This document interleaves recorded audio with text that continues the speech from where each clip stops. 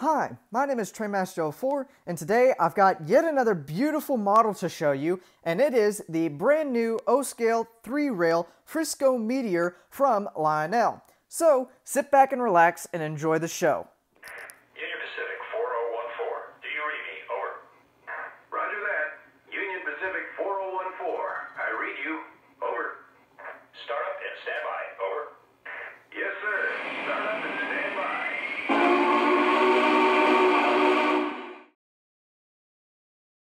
To start this video off, let me go ahead and give a brief history lesson over the Frisco Meteor and also the passenger train that the locomotive actually pulled. The Frisco Meteor is considered a northern type steam locomotive, which means it has 4 pilot wheels, 8 drivers, and then 4 trailing wheels, giving it a 4-8-4 wheel arrangement. Now, the first Frisco Meteor, which was number 4500, was first built in November of 1942 at Baldwin Locomotive Works, and was designed to be first a coal burner, but was later converted to burn oil, and was also designed to be used on high-speed passenger trains. Now, you may be wondering, why in the world is this locomotive painted in such a deep blue, white, and silver paint scheme?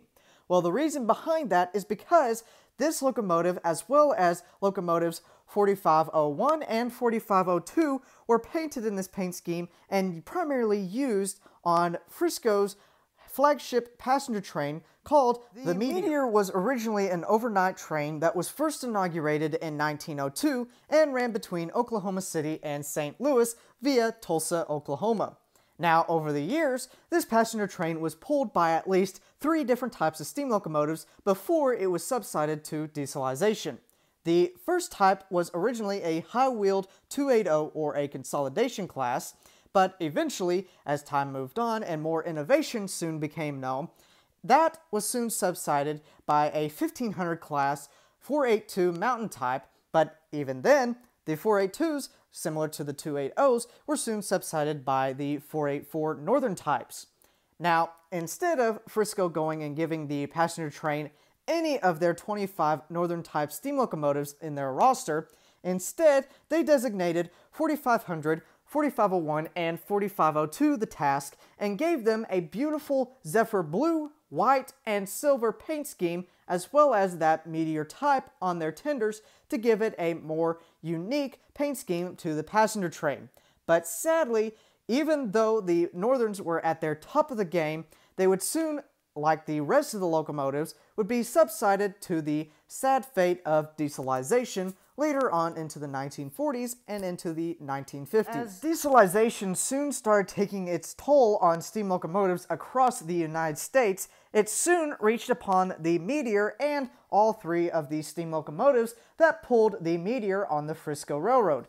As a result, instead of the 4500 through the 4502 being scrapped or sent on a storage line to be soon scrapped, instead, Frisco went ahead and decided to repaint them in their standard black and gold pinstripe paint scheme and put them on other named passenger trains, such as the Will Rogers. Now, as time moved on, all 3 of the locomotives soon were able to actually survive the scrapper's torch and were able to make it into preservation. For example, the 4500 that you see in front of you made it out to Tulsa, Oklahoma, and then also the 4501 was able to make it to, ironically, Frisco, Texas, which is outside of Dallas, Texas, where they are both represent the Frisco Meteor paint scheme and are well maintained. Now that you have a better understanding on why this locomotive is so important to the Frisco Railroad, let me now go ahead and move on to the stats and facts of the model itself. This model was recently released in Lionel's 2019 Volume 2 edition and started showing up in hobby shops as well as front porches around June of 2020. Now, in comparison of the catalog to when they started shipping out, it took a little bit less than a year for these models to get out to the consumer. Now, for the measurements, both the locomotive and tender have a combined length of about 27¼ inches, and because of that moderate length, this locomotive has a minimum curve radius of 0.54. Under the hood, this locomotive is powered by 1 large flywheel motor, has 2 smoke units, one for the main smokestack, and then one for the smoking whistle towards the middle. Inside, this locomotive sports the Legacy Rail Sound System and also is equipped with Lionel's Legacy Command System, which means this locomotive has at least 4 different methods of operation. The first and preferred method is using Lionel's Legacy Cab 2 command system. The second method is using Lionel's older TMCC Cab 1 command system. The third, and in my opinion is one of the most technological method, is using Lionel's Bluetooth command system, which means you're able to operate this locomotive with a smart device. And then finally, the fourth and the most simplest method of operation is by using it under conventional, which means just running it around a loop of track with a transformer. Now that you have a better understanding on what this locomotive has to offer in the sense of features, let me go ahead and take a closer look and show you all of the wonderful details on this beautiful model. Looking at the front of the locomotive, starting at the pilot area, here you can see there is a whole lot of detail going on, both molded in and separately applied. For example, here we have a Zephyr Blue painted pilot or cowcatcher with a lot of little details here and there. For example, here we have 2 separately applied steps on either side, a separately applied brake hose detail, a separately applied grab iron and coupler cup bar, and right on the end of the coupler cup bar, here we have a separately applied chain going through a dummy scale coupler. Now, if you want to actually double head with this locomotive, Lionel has included a dummy O-gauge coupler with this locomotive, which means you can take the little screw out of here, swap out the dummy scale coupler for the dummy O-gauge coupler, and then be able to go and double head the locomotive. Looking on top of the pilot, here you can see we have a molded in shield which covers these 2 nicely painted air compressors as well as some other little bits of separately applied detail. And also around it, there's also some separately applied pieces, such as these 2 separately applied grab irons and then this one long grab iron going across each part of the shield. Moving on up from the pilot area, here you can see on either side of the smoke box, here we have the beginning of 2 separately applied handrails, which do run along the length of the boiler. Right in the middle, here we have a separately applied headlight, which does have an LED bulb inside and does come on when the locomotive is in operation. Underneath it, here we have a nicely done 4500 number board. We have the smoke box door itself, and like always, it does open and close, like so. Moving on up, here we have a nicely polished brass bell, and then finally 2 illuminated marker lights, and similar to the headlamp, they do come on when the locomotive is in operation. Moving on over to the engineer's side of the locomotive, and as you can see, there is a whole lot of action going on in the form of both molded in, but primarily in separately applied details. For example, starting at the bottom, here we have a nice set of pilot wheels which have blue centers and white walls. Looking on up, here we have the cylinders for this locomotive, and around in just this little area, as you can see, there is a whole lot of action, such as this separately applied piping going above and on the sides of the cylinders, the beginning of the valve gear action, a molded in step going up to access all of the, so to speak, prototypical oil spots around this valve gear, and also as well the beautifully white-walled drivers for this locomotive. Moving on up, here we have a set of steps going up to the running boards of this locomotive, which again are painted in that beautiful Zephyr Blue, but also white-walled along the side. Up here we have the side of the smoke box, which has a few details here, such as these legible separately applied builder's plates, some steps going up to the upper part of the smoke box, the beginning of some throttle linkage, as well as the continuation of that handrail that I showed you earlier. Continuing on down the engineer's side of the locomotive, starting at the top this time, here again you can see the continuation of that throttle assembly as well as that grab iron along the side of the boiler. Also, here you can see we have the whistle, and as stated earlier, this locomotive is equipped with whistle steam, so right behind the whistle there's a little hole where smoke or steam would go and come out when the whistle is blown. Looking around towards the middle, here we have some number boards which do not light on this locomotive, nor does it have any numbers.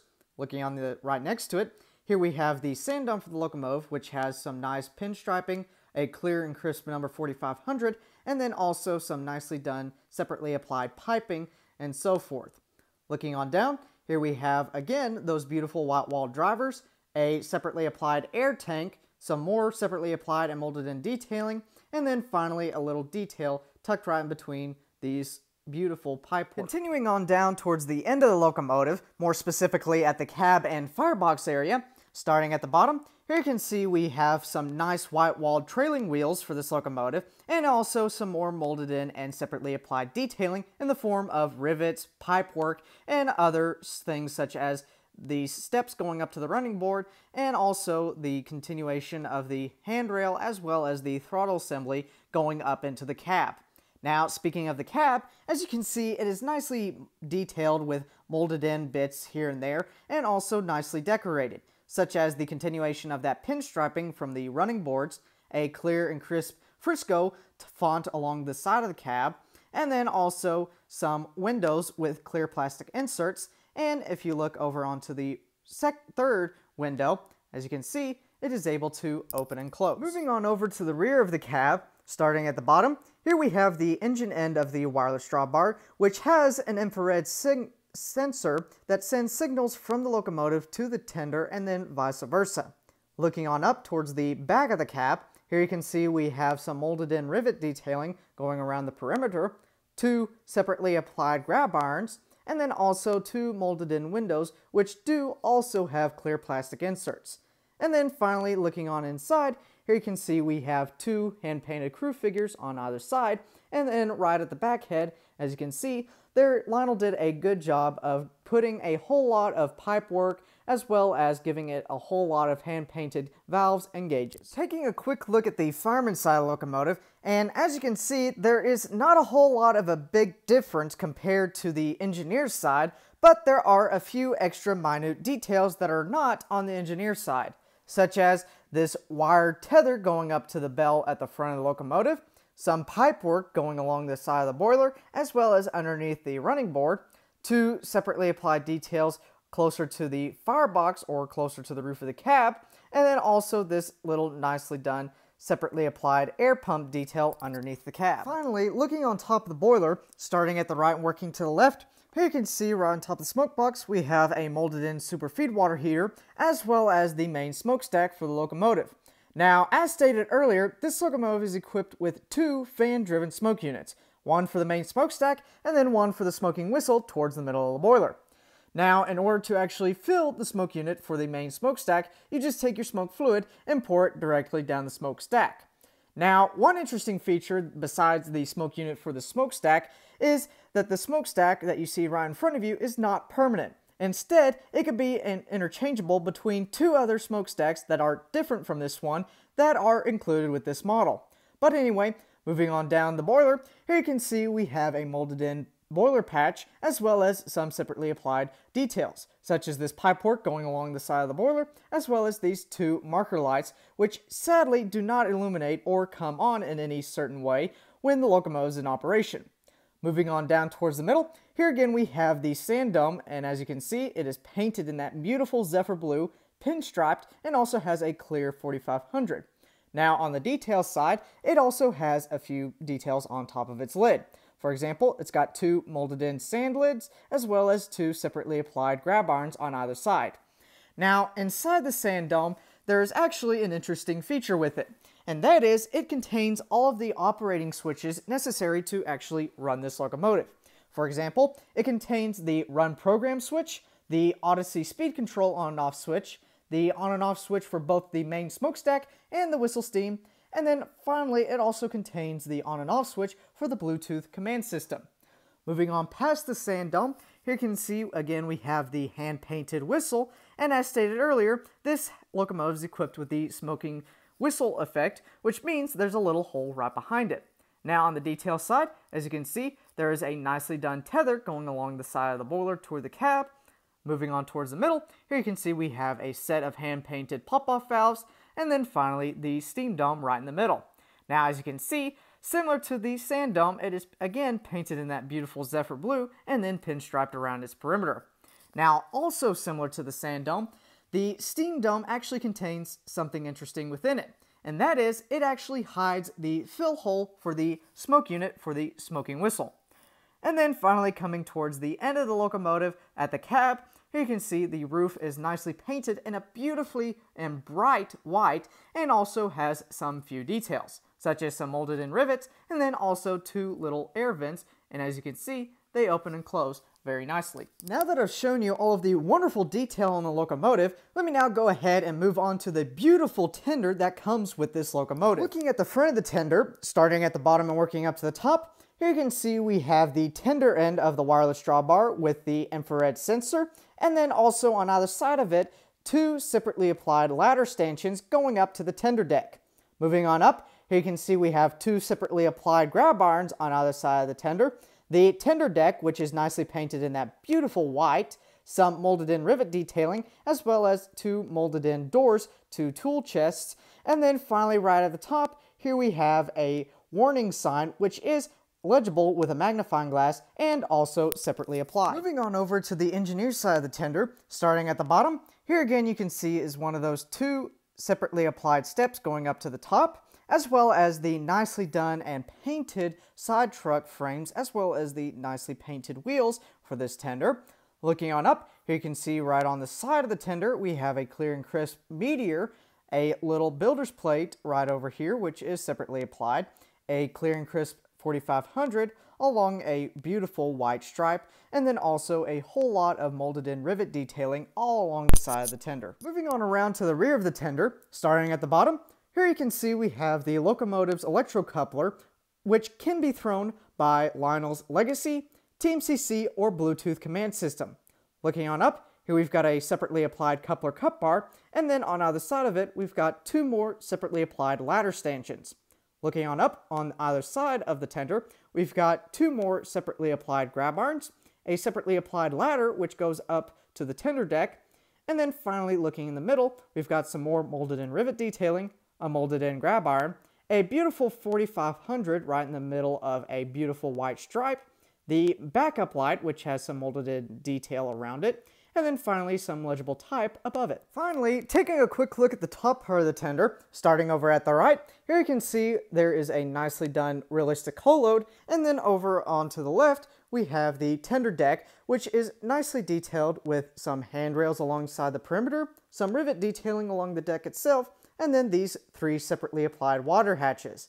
Now, each one can individually be opened or lifted up, and if I lift up this last one, as you can see, right inside is the master volume control for the speaker inside the tender. Now that I've shown you all of the wonderful detail as well as the beautiful paint scheme on both the locomotive and tender, let me now go ahead and actually fire it up, give you a sampling of the wonderful sound features inside of it, and then finally wrap things up by giving you a demonstration of her actually running around the layout. This is the dispatcher. Do you copy? I read you. Over. Please start up and stand by. Over. Yes, sir. We'll fire her up. Out.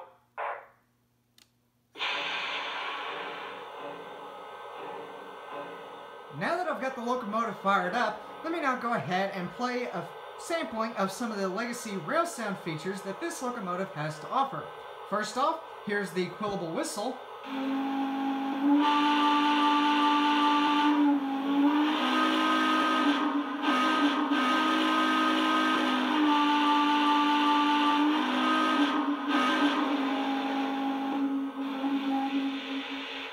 Next, here's the bell.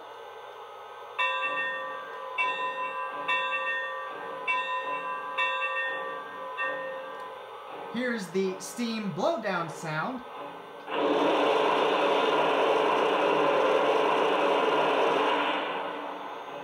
The water fill-up sound.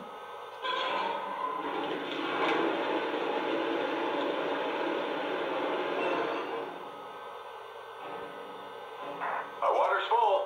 Over. Copy that. Out. And next, here is what is supposed to be the coal fill-up sound, but since this locomotive is based off of Lionel's Santa Fe Northern, which is an oil burner, Lionel instead went ahead and kind of cut a corner and instead gave us the oil fill-up sound.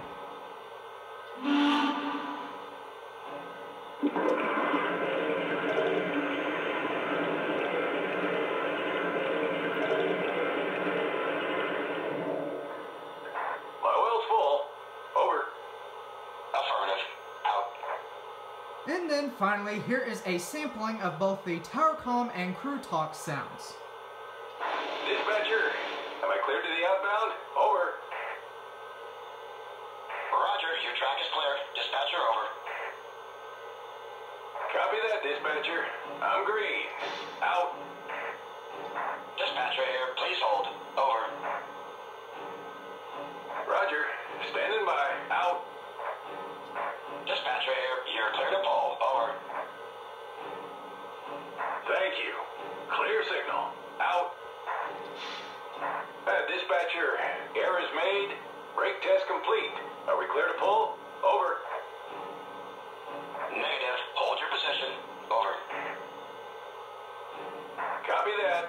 Standing by. Out. Now that you've heard a sampling of what this locomotive has to offer in the sense of sound features, let me now go ahead, couple up some cars behind it, and then take her out for a spin around the layout. Alrighty, I got the cars hooked up to the tender, the coal and water are topped off, so let's go ahead and move her on out.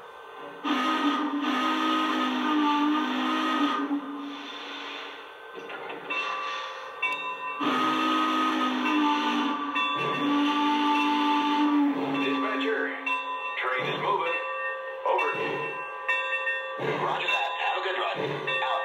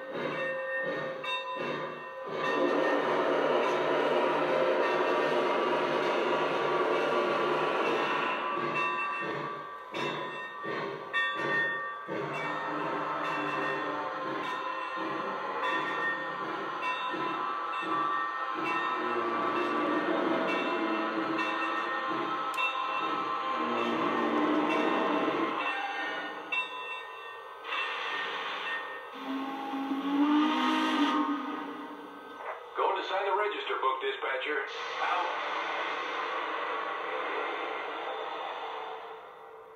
Well, that's about it for this product review, but before I go, let me actually go ahead and answer two of the normal questions that I ask around this time of the video, and they being, one, what is the original MSRP price for one of these locomotives, and then two, what is my personal opinion about it?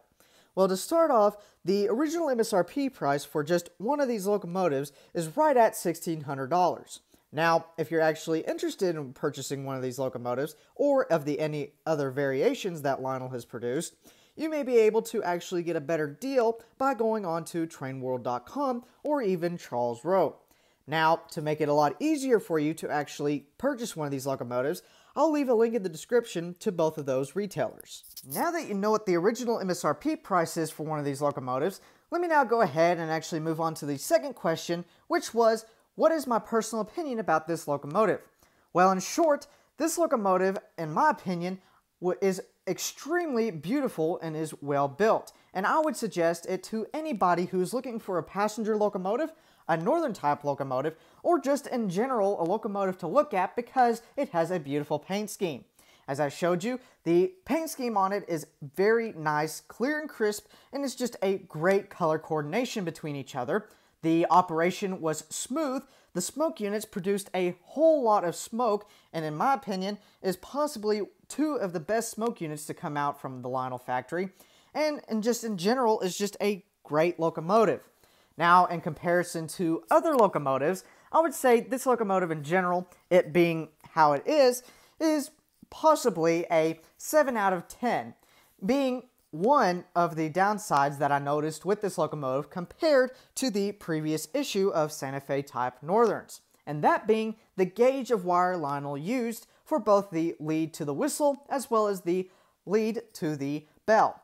Compared to the previous issue, the gauge of wire is actually a whole lot thinner and is easily bent, and since Lionel has not been up on their shipping, this can actually be a problem in the sense of it actually being damaged. So do take note when you actually purchase one of these locomotives, or if you actually just got one.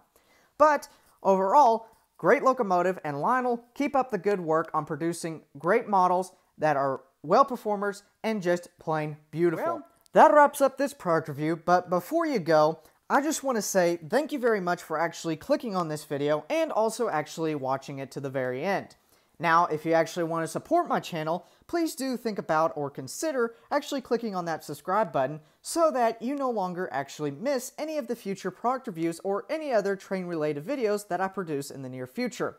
And also, if you actually enjoyed this video, please click the like button because that lets me know that you actually enjoyed this type of video and also lets YouTube know that my channel is actually worth something. But anyway, my name is Trainmaster04 and I'll be seeing you next time.